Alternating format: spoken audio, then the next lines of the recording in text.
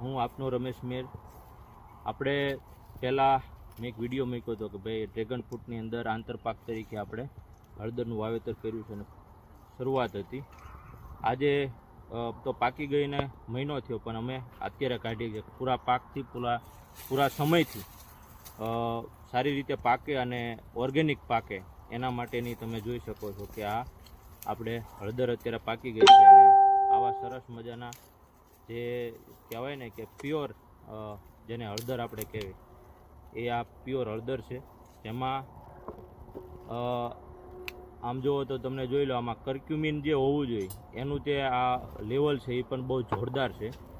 એકદમ નજીક લઈ લો, જો આ છે ને એ કર્ક્યુમિન આવે, મેન મહત્ત્વનું આ છે.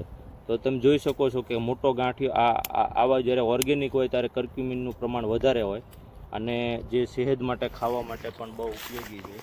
આવનારા સમયમાં ખેડૂતને કોઈને પણ કદાચ આનો આંતરપાક કોઈ પાકમાં કરવો હોય, સરગવો હોય કે કોઈ પણ મોટું વાવેતર હોય, દિવેલા હોય એની વચ્ચે વાવવું હોય, મેં અત્યારે આ ડ્રેગન ફ્રૂટની વચ્ચે વાવ્યું છે, તો આવો આંતરપાક હોય તો તમારે બીજા પાકને નુકસાન પણ નથી, સાથે સાથે હળદરને પણ કંઈ તકલીફ પડતી નથી અને તમે બીજો આંતરપાક સારી રીતે લઈ શકો છો.